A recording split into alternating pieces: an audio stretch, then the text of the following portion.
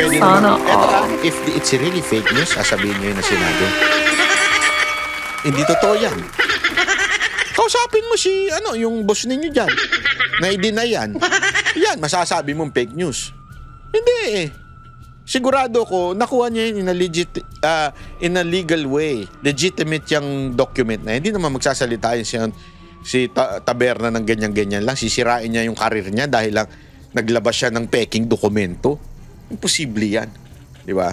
Hindi man pareho tayo ng paniniwala dito kay Ontiveros sa mga, si Taberna sa mga pagkakataon. Pero imposible naman niyang ganyanin yan na maglabas siya ng peke.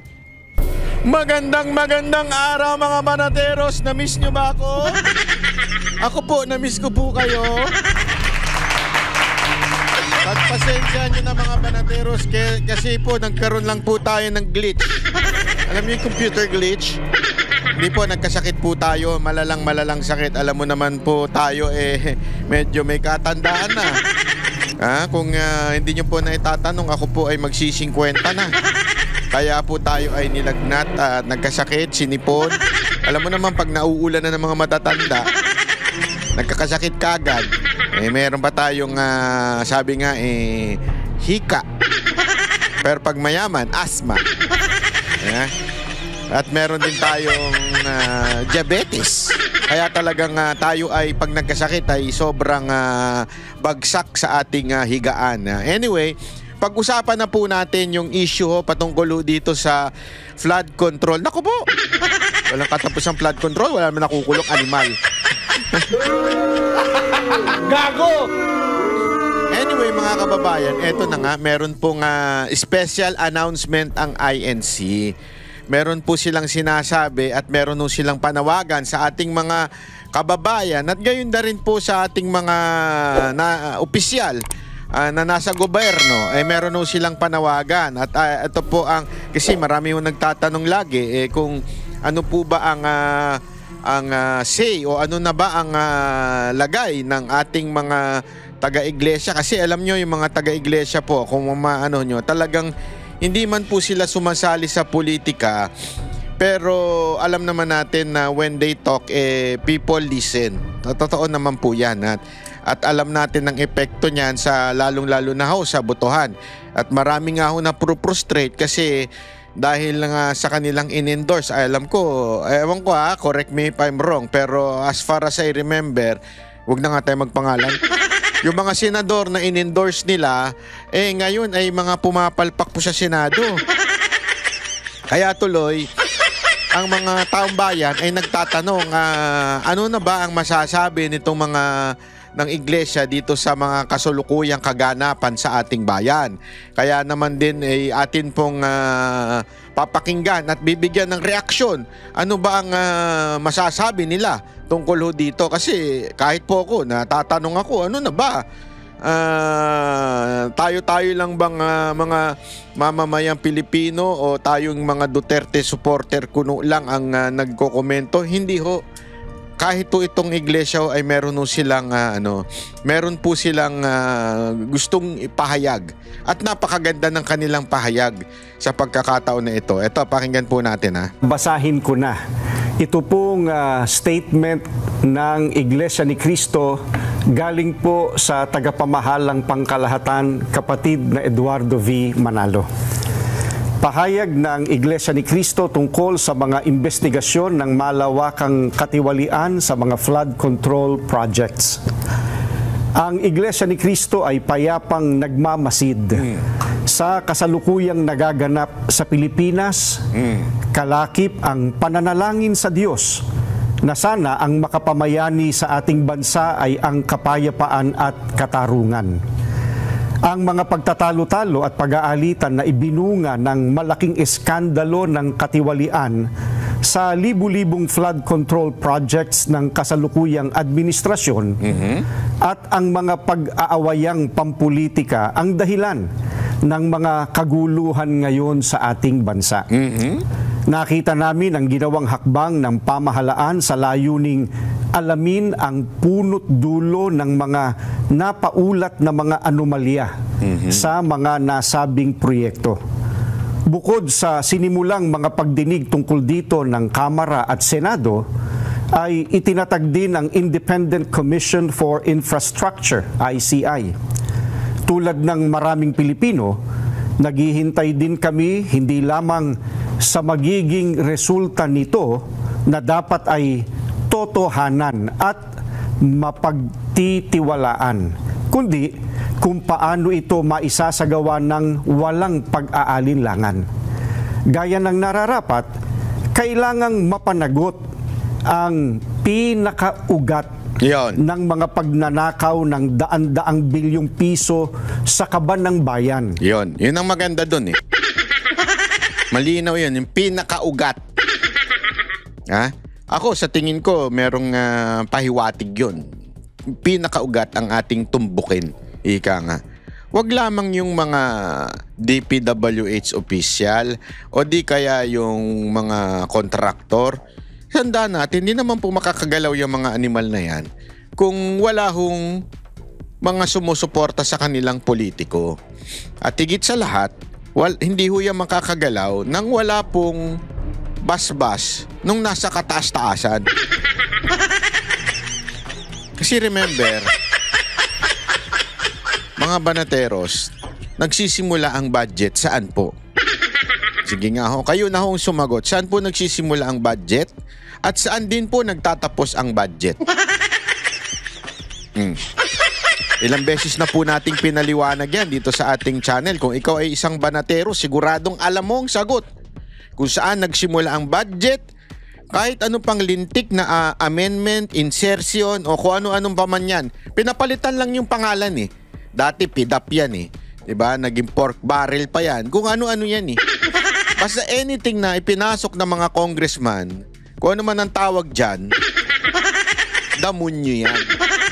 Okay? Ibig sabihin, yung pera na pinasok, inamin, in-insert, o kanong pantawag nila dyan, yan po ay may problema na ho tayo dyan. Okay? Pangalawa, ang tanong, yung pinasok ba na yun, sinang-ayunan? Kasi kung hindi naman sasang-ayunan at hindi pipirmahan ng kataas-taasang hukuman, hindi hukuman po, kataas-taasang pumipirma niyan, eh wala akong mangyayari. Di ba ho?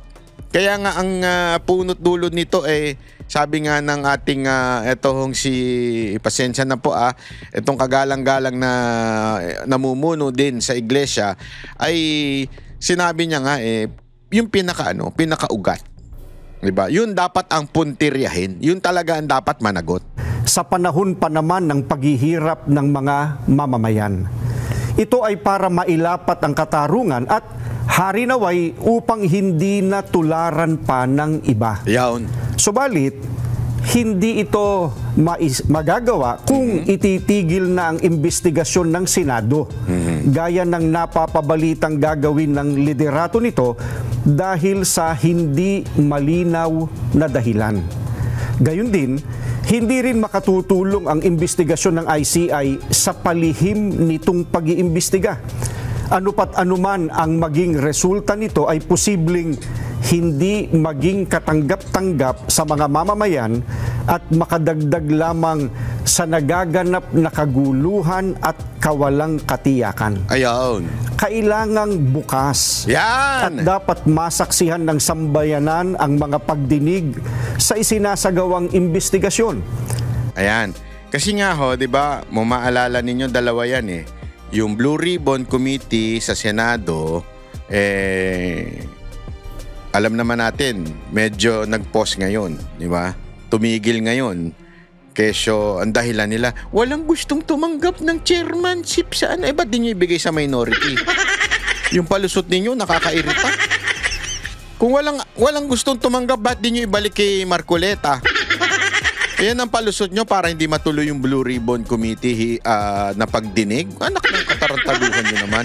Tapos eto pa, yung ICI, na sabing independent daw pero ayaw naman nila ng transparent. Ang sinasabi ngayon ng iglesia ay dapat transparent.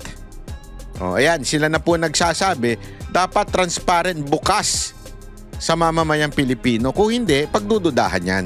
Naniniwala kami na para magkaroon ng kapayapaan, kailangang patuloy na imbestigahan ang malawakang katiwaliang iyon at isagawa ng may transparency at walang kinikilingan o pinagtatakpan. Yan. Isa itong kahayagan ng sinseridad ng mga kinauukulan. Nakalagda po ang kapatid na Eduardo V. Manalo, ang tagapamahalang pangkalahatan ng Iglesia ni Cristo. Maraming salamat po, kapatid na Jen, kapatid na Nelson.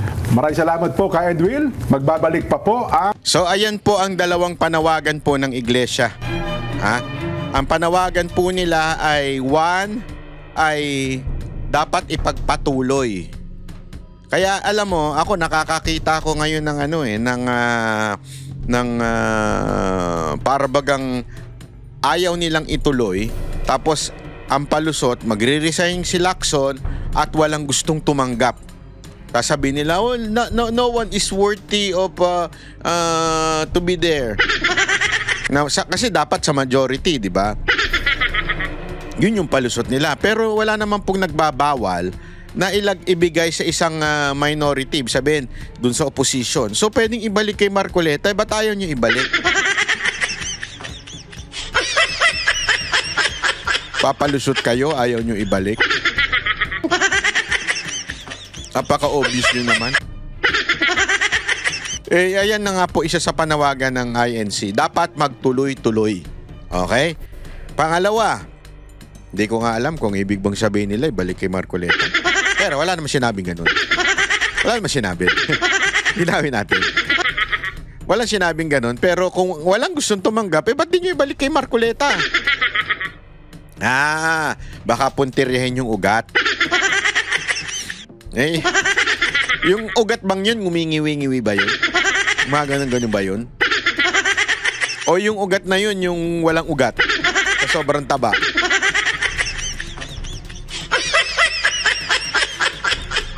Paano kaya si Boss Dada at saka si si Jay Guevara pagkat kukuhanan ng dugo? Walang ugat yung mga yun eh. Puro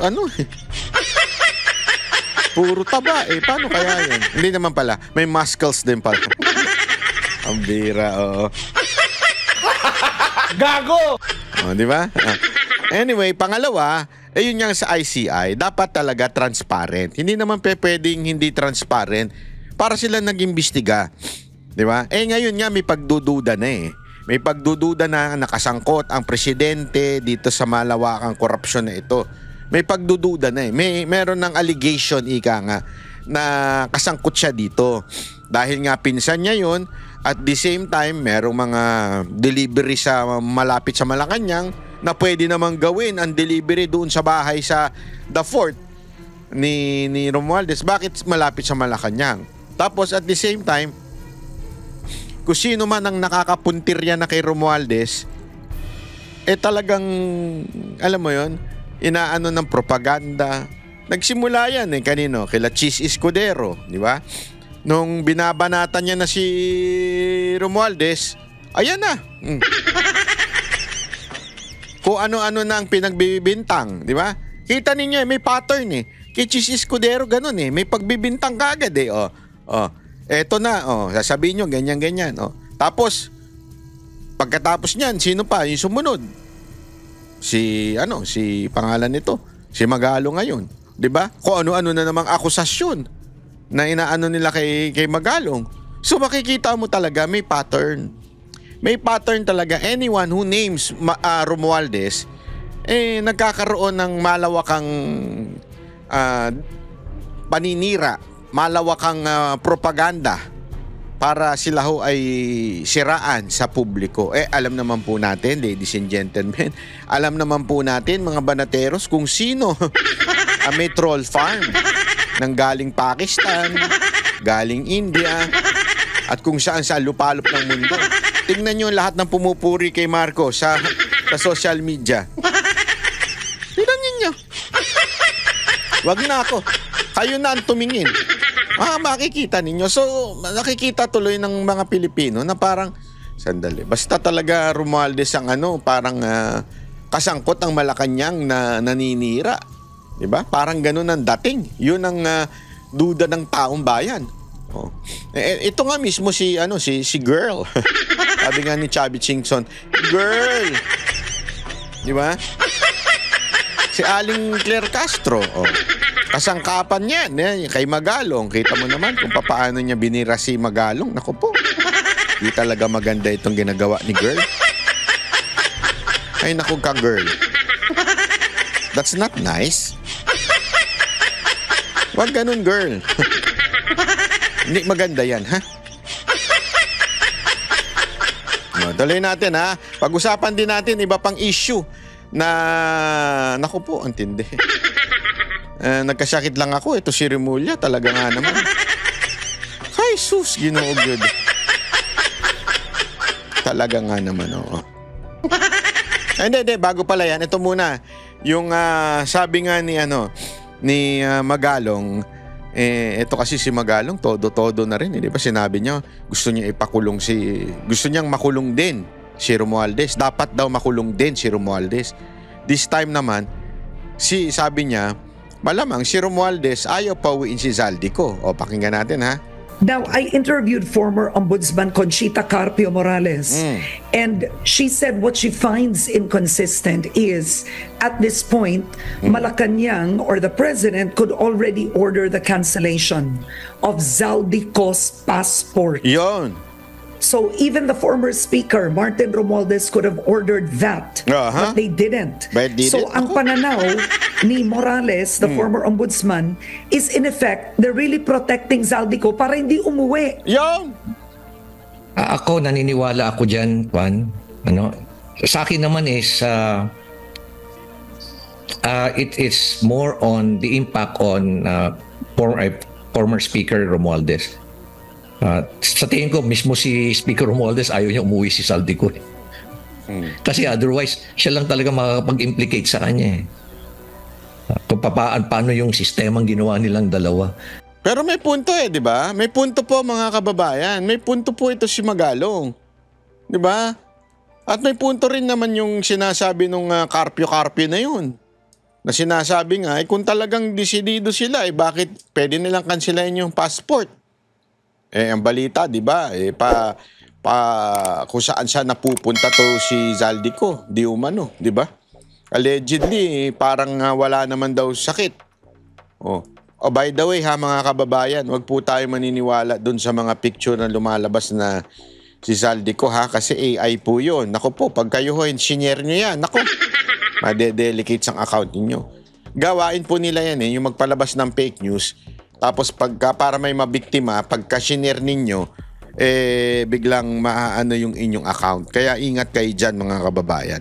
Anyway, yun na nga, sana kung talagang desidido sila pauwiin, bakit hindi nila tanggalan ng passport? Pwede naman nilang gawin yan kung talagang desidido sila. Now, Wait, sorry. So, ang problema kasi, parang ayaw naman nila Para bagang ayaw mo na siya dyan.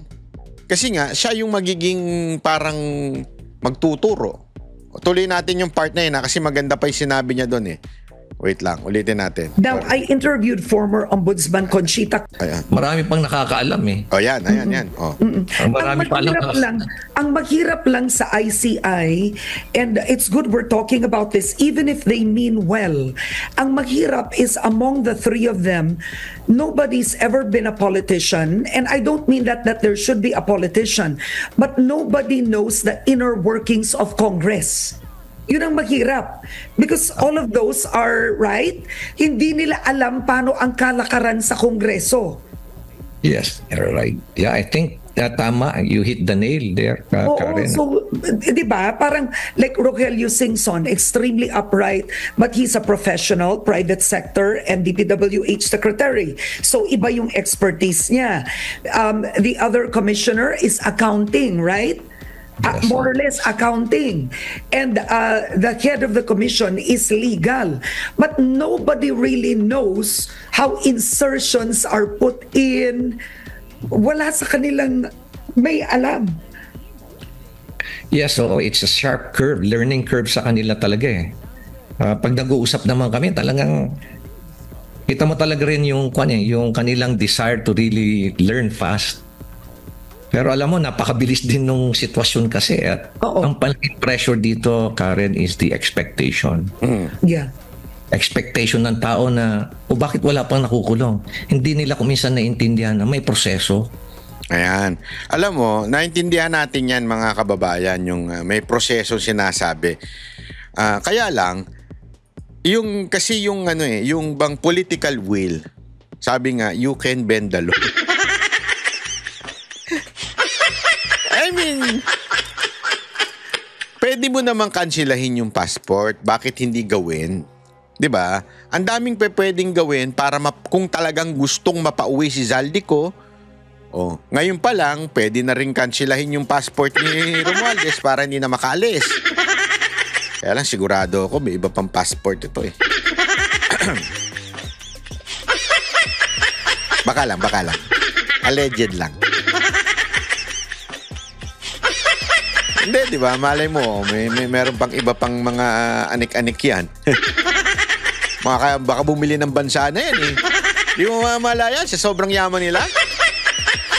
Baka may sarili na silang bansa na merong sariling passport.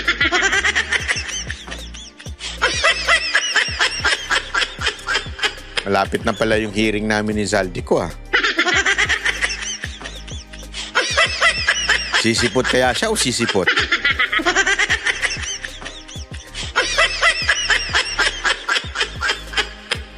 Grabe, no? I mean, kasi nagawa nila yan eh. Nagawa nila yan kay Tebes. Yung talagang gusto nilang makuha, mahuli. Nagawa naman nila eh. Talagang ayaw lang nila. Ganun lang kasimple. Hindi nga pinag-uusapan kung paano siya pauuwiin eh. Noon, kaliwat kanan ang daldal ni Remulla tungkol dyan kay Tebes. Kaliwat kanan, gagawin ng lahat ng paraan. Diba? All the resources of the government, ganyan lahat sila. Eto kay Zaldico. Kinasuhan na ng ICI yan ha. Ibig sabihin, they really found out na ito ay meron silang ebidensya kaya nga nila kinasuhan. Ibig sabihin, hindi haka-haka para sa kanila yon, para sa gobyerno natin. Alam na nila na meron talagang kasalanan yung mama. Pero bakit ayaw pa nilang gawa ng paraan para mapauwi? Tama nga. Baka may maiturong ugat. Kaya nga 'di ba ang sabi ni Magalong, meron siyang tinamaang ugat. Kaya na rin siya tinanggal. Ito pakinggan ninyo ha. Pasok. Unang-una, nakita nyo naman na kumbaga parang wala akong karapatang mag-imbestiga. Yun ang message eh. Mm-hmm. Doon sa nilabas ni Yusek Claire na press con niya. Na kumbaga sinabihan ako na wala kang karapatang mag-imbestiga kasi special advisor ka lang. Tapos kung ano-ano pa mga sinabi sa akin. Sir, bakit ba kayo pinigilan? Bakit ba kayo pinigilan? Siguro pinakamagandang tanongin mo dyan si Yusek Castro. Ayun.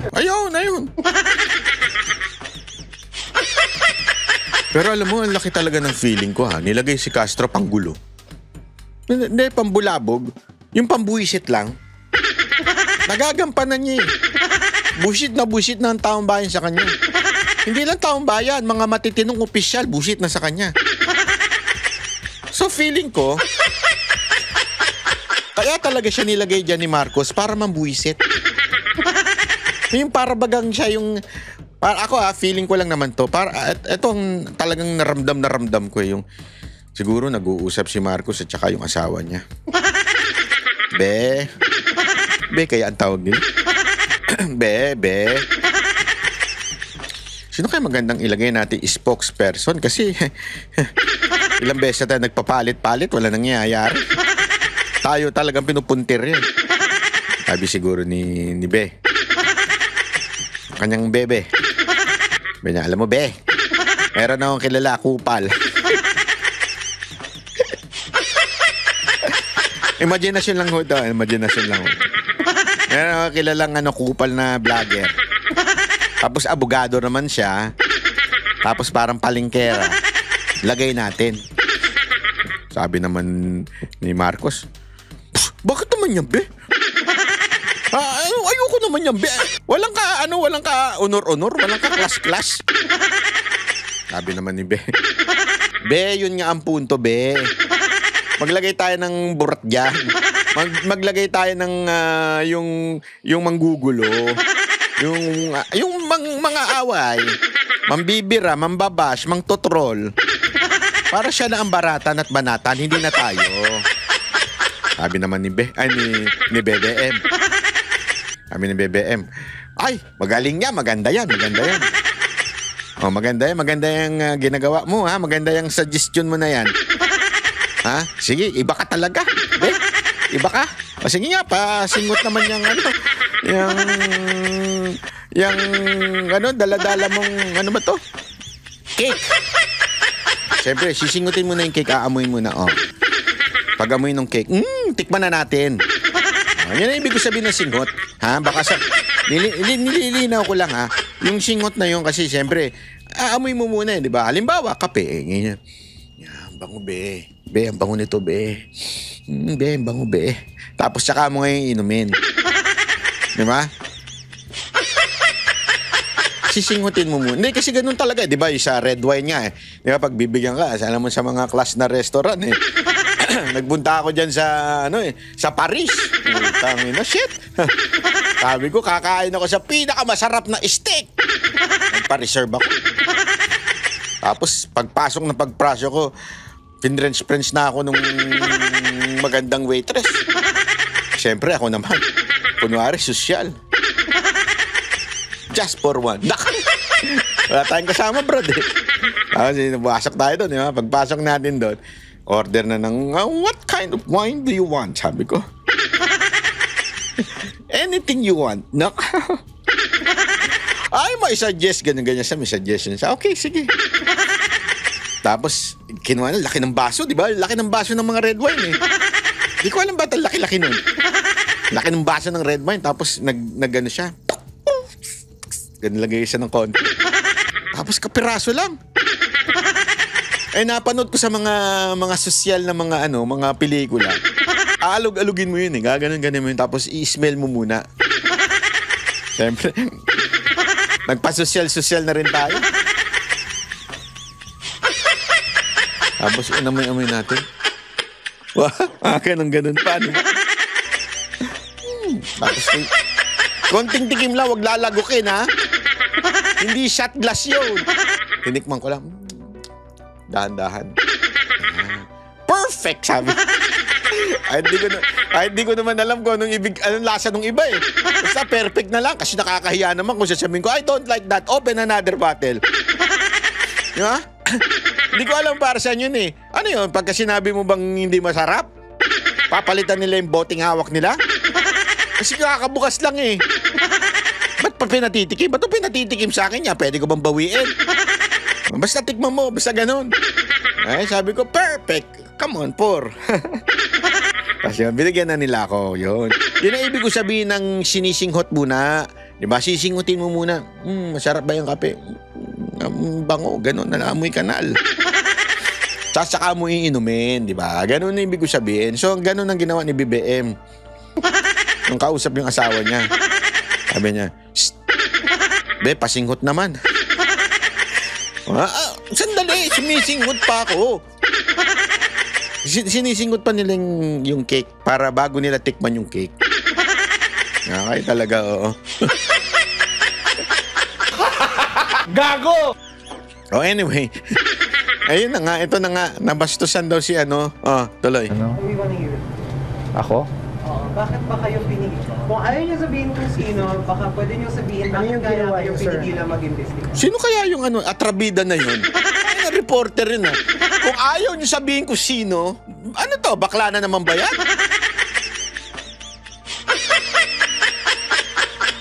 Hindi, kasi yung mga ganyan, parang mga baklang kanal, Hindi ko sure kung baklang kanal yan, ha? True. Tinan, Ano? We wanna hear it. Ako? Oo, bakit ba kayo pinigil? Kung ayaw niyo sabihin kung sino, Ay, baka pwede niyo sabihin bakit yung kaya ginawa kayo niyo, sir? pinigilan mag-investigate. Ba't ba kasi dumadami mga baklang kanal?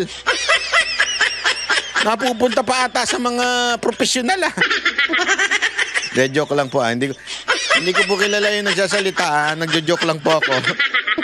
Hindi naman, kayo naman makaba. Hindi, kasi minsan, ewan ko, nahawa ako dito kay Sir Jack. Uy, si Sir Jack, follow nyo, sa Banateros, Galit na galit sa baklang kanal yun eh. Akala ko ako lang ang galit na galit sa mga baklang kanal. Mas galit pa pala sa baklang kanal yun. Tingnan mo, lahat sa kanya galit. Ewan ko ba? Ng mga bakla sa kanal, ewan ko. Hindi, kasi alam mo, bakit baklang kanal ah? Kasi may mga matitino namang bakla. Oo, may mga matitino. Kaya lang, mas maraming baklang kanal. Pati ako nagtataka eh. Baka may Bakit message nagtataka? ka sa pumigil sa inyo, sir. Ha? Baka may mensahe ka sa pumigil sa inyo. Ako, sa tingin ko talaga yung sinabi ko na I struck a nerve. I struck a nerve. O kaya several nerves. Ayun, yun na. So, alam naman natin si Zaldico, di ba? Binanggit niya na yan noon. Tapos si Romualdez, sabi, I struck a nerve. Tapos dinagdagan niya pa, I struck, many nerves. Malamang, hindi lang. Ganito na lang kasimple eh. Read between the lines. Di ba? Ibig sabihin, meron daw siyang tinamaang mga ugat. Sino yung mga ugat na yun? Sino pa ba ang nag-react? Ang nag-react ba si Senate President? Ibig sabihin, may tinamaan sa Senado? Hindi. Ang nag-react ba,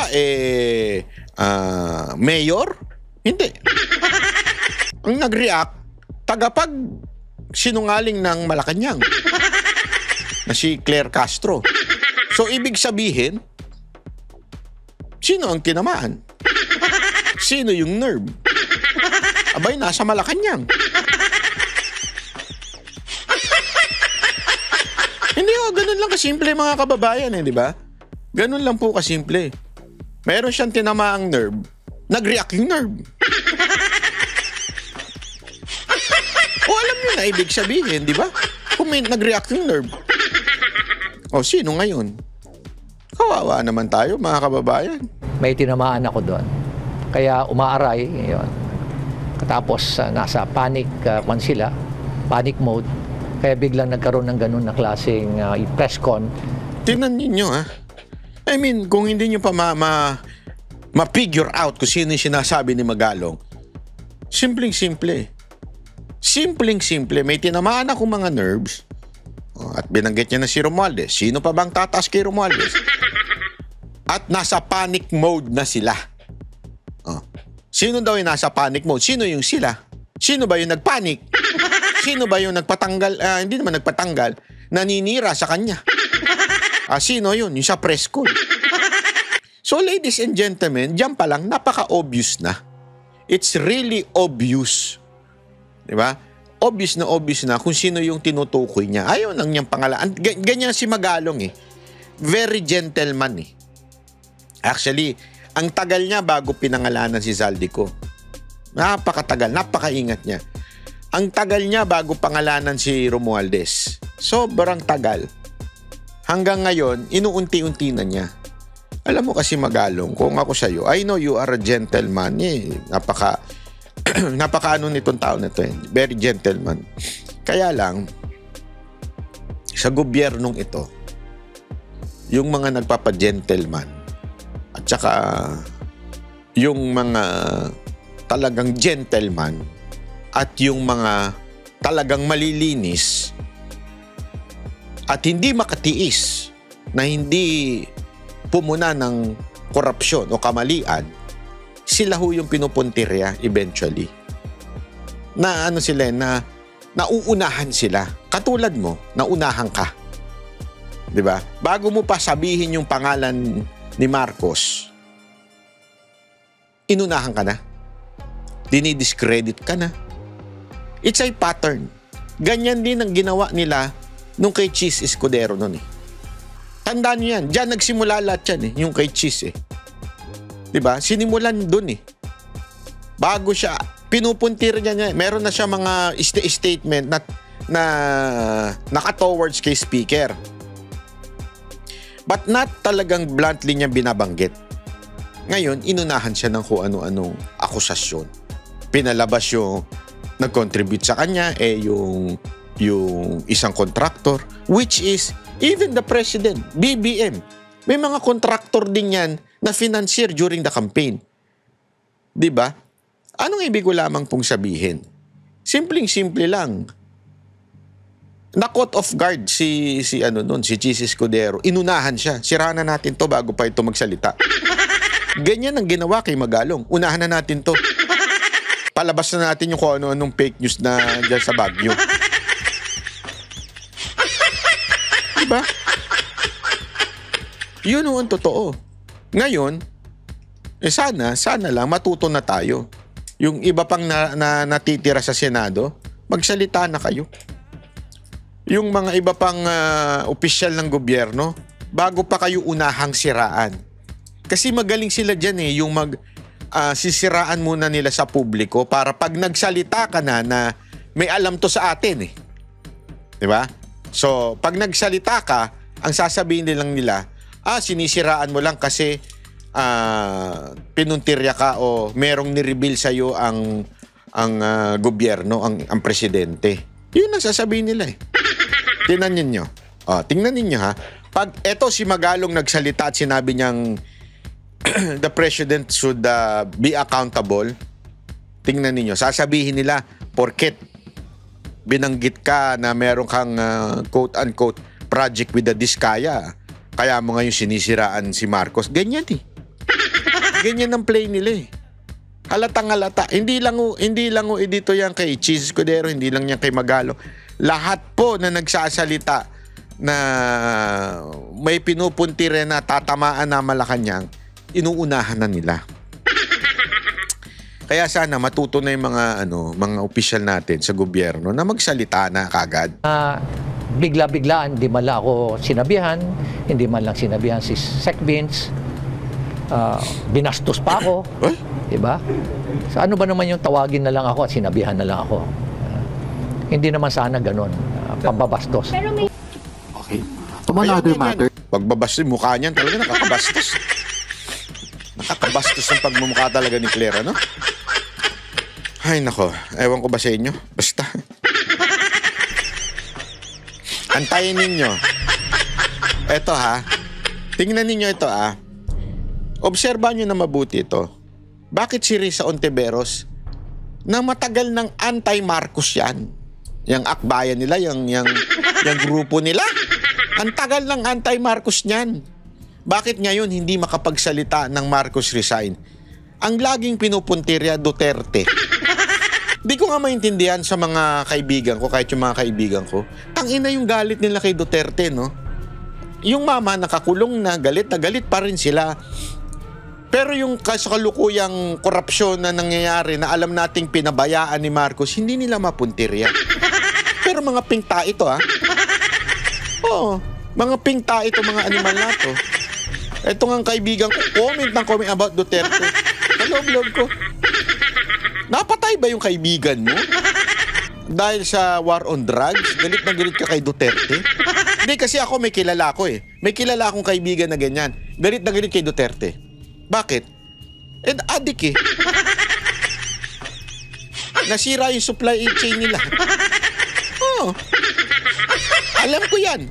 Alam ni Marcos yan Alam mo nga niya, samahan ka nga daw ni Marcos. Hindi, meron talaga mga ganyan. Although nagbago na sila nung panahon ni Duterte, nag-iba na sila ng bisyo.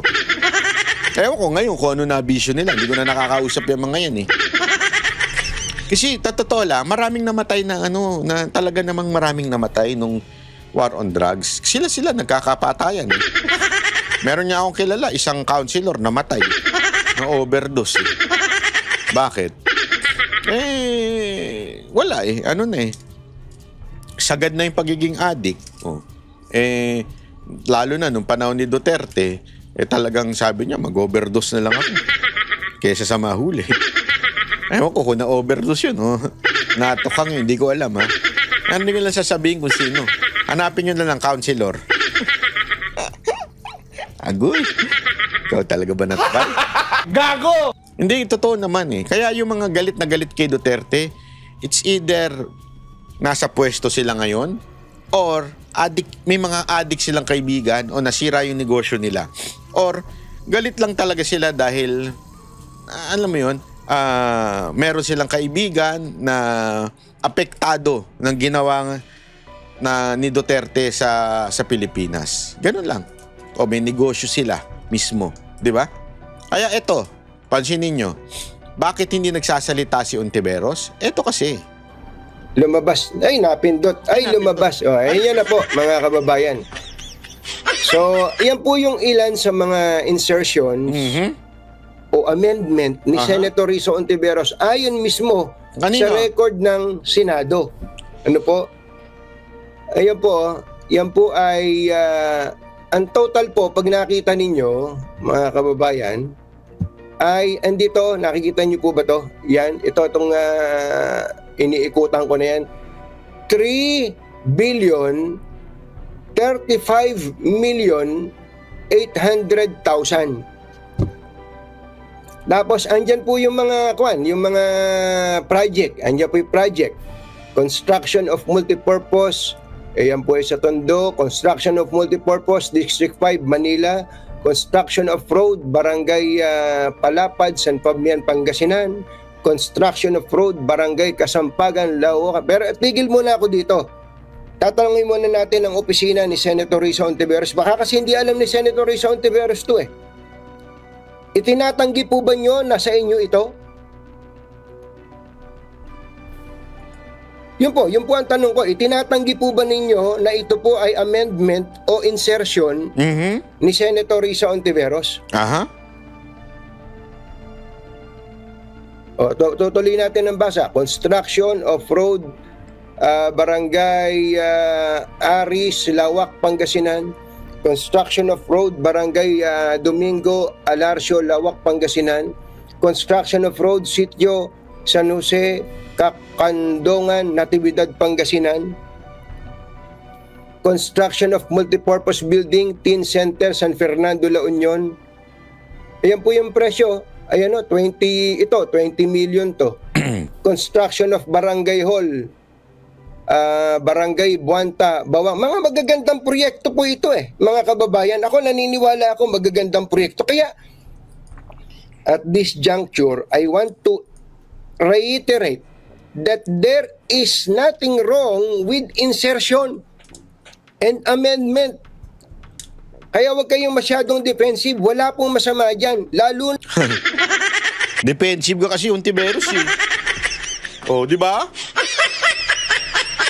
Pero nagtataka ako bakit di niya idemanda to si fake news. Kasi ito, halimbawa, dinimanda niya kami, di ba? Naalala nyo yung sa kay Karen na hindi naman kami ang naglabas. Kami ay nag-react lamang po at marami ang nag-react, hindi lamang po kami. Halos lahat ng taong bayan nag-react. Tungkol diyan kay Karen na yan, yung witness, tanim witness di umano ni Ontiveros, di ba? Sabi ko nga particular, napakasimple. Sabi ko, sagutin mo, ipatawag mo sa Senado.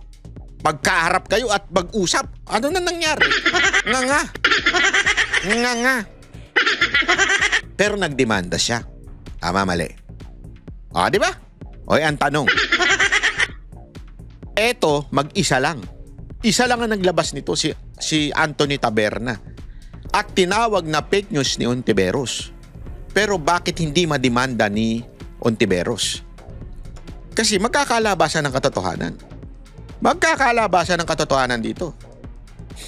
Siguradong sasabihin ni Katunying kung haharap siya di ba?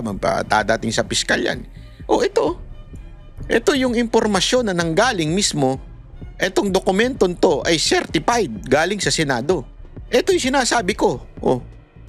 So anong sinasabi niyang fake news dito? Wala namang fake news eh. Di ba? Ayaw lang niyang patawag na insertion. But in reality, sabi nga ni Cayetano, amendments pag sa kanila, pag sa kalaban, insertion. Di ba? Yung tinawag kila Joel Villanueva, kay Estrada, sinabi, insertion. Ito, meron din. Pero ang tawag nila, amendments. Ito ang tanong. Ito bang mga ito ay napirmahan ni Marcos? Kasi when you say amendments, nagdagdag. Okay, nagdagdag ka. So, sino ba ang pumipirma niyan? doon sa pinaka-final, yung gaan na, walang iba kundi si Marcos. Kaya ba hindi matira ni Ontiveros si Marcos?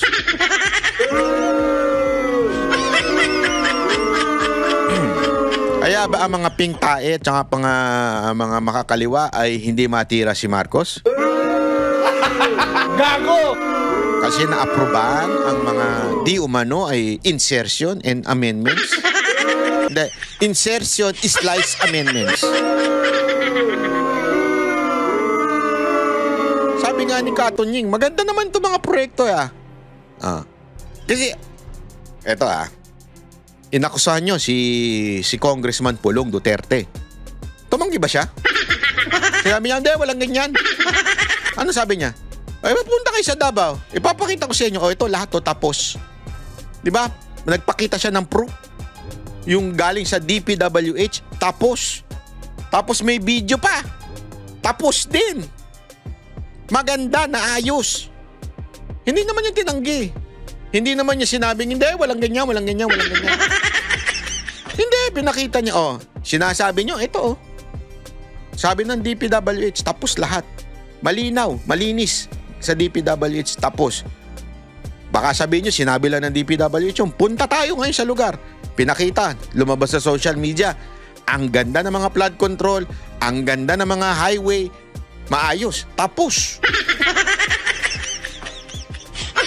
Ikaw, Ontiveros, bakit hindi mo ganunin ito? Aminin mo, sabihin mo, oo, ako nag-amend yan. Pero lahat yan tapos. Ito yung mga yun, ito yung proof ko na tapos yan. DPWH, ito yung sinabing record ng DPWH, tinapos. Tapos lahat yan, maayos yan. Bakit ayaw mo aminin na may ganyang amendments? Baka kasi hanapin.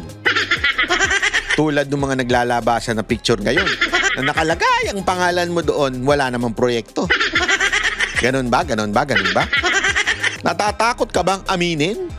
Dahil baka hanapin at makita talagang wala? Excuse me po. Gago! Di ba? Sabi nga ni Taberna, maganda ito maayos itong mga proyekto na ito. Tama ka naman yan, Anthony Taberna. But the question is, tapos ba? Naayos ba? Lahat yan, papel pa lang. Diba? Baka kaya ayaw aminin. Diba? Kaya baka idinideny kasi pag hinanap, delicates yung senador na yun.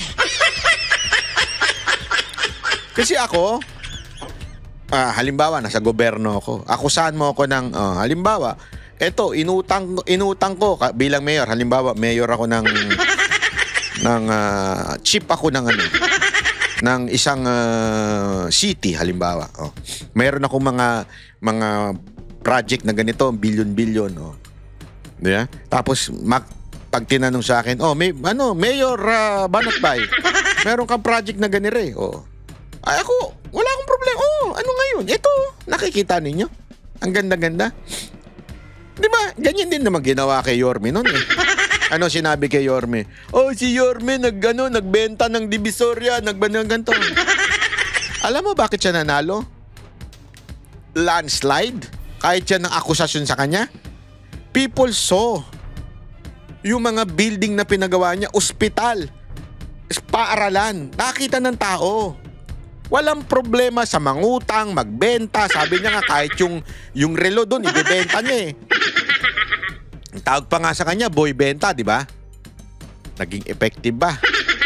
Alam niyo bakit hindi naging effective yung boy benta na yun? Kasi nakita yung proyekto. There is nothing wrong, supposedly, sa mga amendments and insertion o projects o kung ano man ang tawag mo sa lintik na yan, kung makikita ng tao. Kasi kailangan naman talaga ng infrastructure. Nung panahon ni Duterte, may build. Bakit walang question na ganyan? Because people are seeing it. Ang problema ngayon, ang daming sasabihin nyo, pinagmalaki nyo pa. Ganun, sona pa kayo, 5,500 flood control project, kinabukasan baha. Kasi nga, ghost project.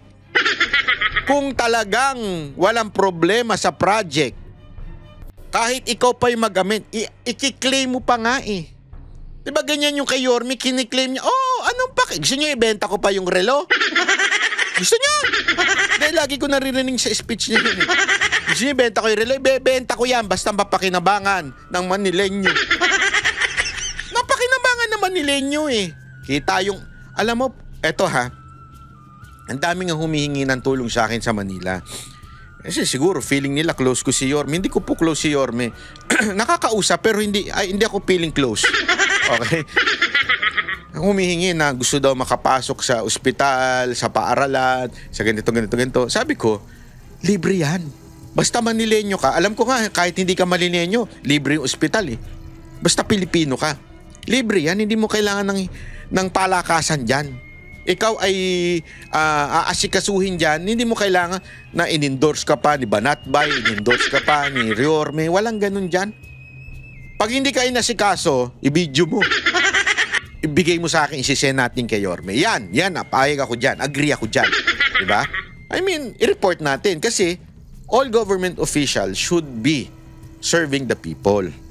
Ganun lang naman kasimple. Hindi nyo na kailangan humingi pa ng tulong na, uy, pahingi naman ng tulong kay Yorme para maano yung gamot namin. Alam mo, pumunta kayo dyan, napakaganda ng ospital ng Maynila, napakaganda ng sa eskwelahan nila, napakaganda po. Kaya, you do not need to do, gagampanan nila yan bilang public official. Kaya nga, nakakapagtaka itong si Ontiveros.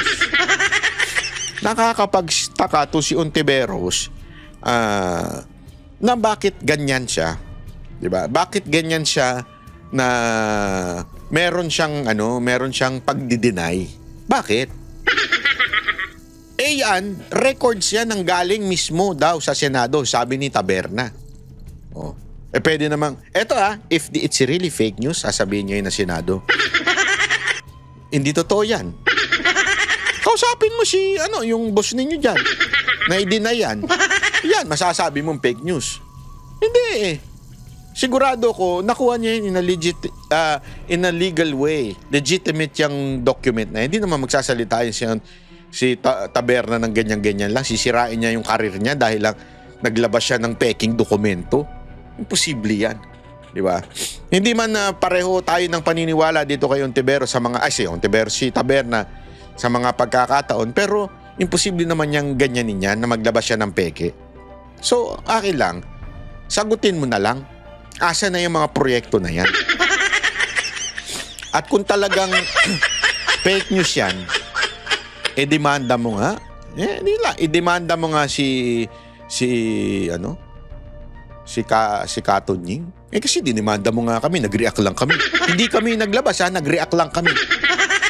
Ikaw, yan mismo naglabas. Sinasabihan mong fake news, hindi mo i-demanda. May ibig sabihin, di ba?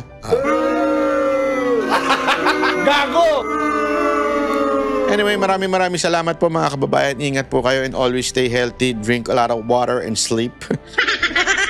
Kasi talaga ngayon ang panahon ng flu season, talagang grabe ho ang sakit. Pag kayo tinamaan, damay ang lahat ng bagay, lalong-lalo na ang inyong trabaho. Maraming salamat po. God bless everyone.